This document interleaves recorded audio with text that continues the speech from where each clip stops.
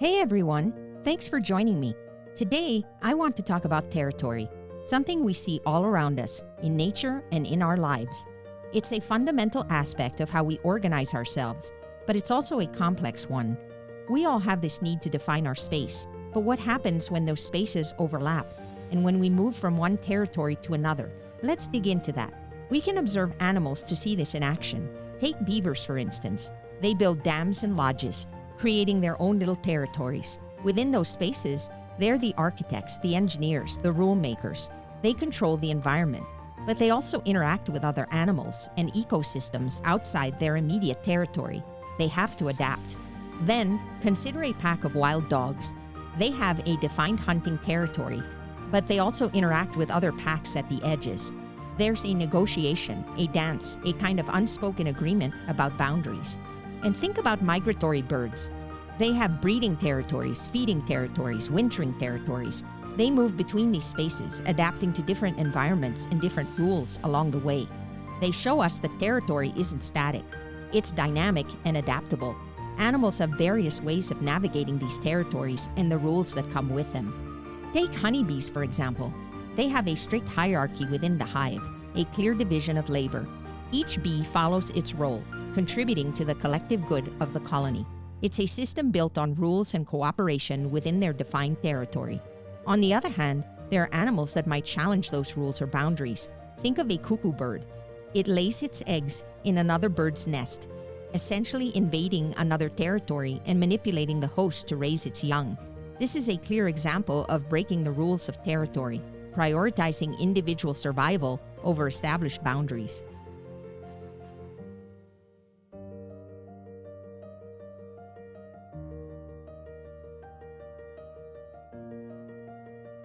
Or consider animals that are invasive species. They move into new territories and disrupt the established ecosystems, often with negative consequences for native species. These examples show us that territory can be a source of conflict, even in the animal world, when established rules are challenged or ignored. Now let's bring this home literally. Think about your house. It's your sanctuary, your territory. You make the rules inside. You decide how things are organized, how you want to live. You have a sense of control. But when you step outside your door, you enter a different territory. You enter a shared space, a public space. There are general rules that everyone is expected to follow. Traffic laws, social norms, basic courtesies. We conform to these rules because it allows us to coexist peacefully. And then there's the territory of someone else's home. When you visit a friend or family member, you're entering their territory. You respect their rules, their customs, their way of doing things. You're a guest. But what happens when that respect breaks down? Imagine inviting someone into your home, a space you consider your own, and they start rearranging your furniture, eating all your food without asking, or dictating how things should be done. It feels violating, doesn't it? It's a breach of trust, a disregard for your boundaries. It creates a sense of unease, even anger. It disrupts the sense of security you expect in your own space. This feeling is universal, whether it's in a personal relationship or on a larger scale. And this translates to larger scales like countries and boundaries. Countries, in a way, are like big houses. They have their own set of rules, their own cultures, their own ways of doing things. They define who they are as a group. Boundaries are like the walls of those houses. They provide a sense of security, a sense of identity. But just like with individual homes, countries also interact with each other. There are agreements, treaties, international laws. It's a complex system of territories within territories, each with its own set of rules. And just like in our everyday lives, respecting these boundaries is essential for peaceful coexistence. Now we have to consider the pros and cons of this. On the one hand, territory provides a sense of security, belonging, and identity. It allows us to create spaces where we feel safe and comfortable. It also helps us organize ourselves, manage resources, and establish rules. But on the other hand, it can also lead to conflict, exclusion, and a sense of us versus them. It can create barriers between people, groups, and countries. It's a delicate balance, and we have to be mindful of how we use these boundaries. Are we using them to protect or to isolate? Are we using them to create community or to create division?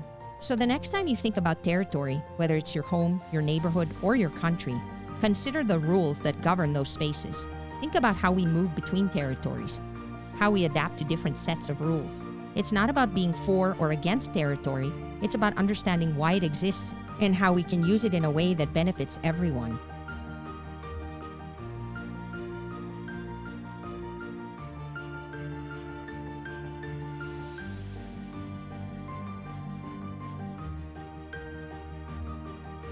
And remember, territory isn't just about having space. It's also about losing and gaining it.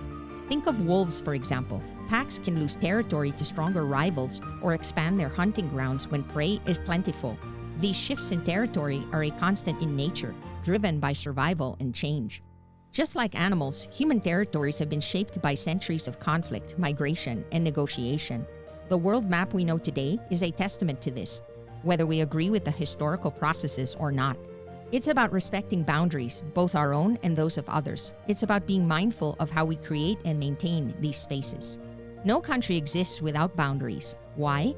Boundaries define a nation's sovereignty, its ability to govern itself, protect its citizens, and manage its resources.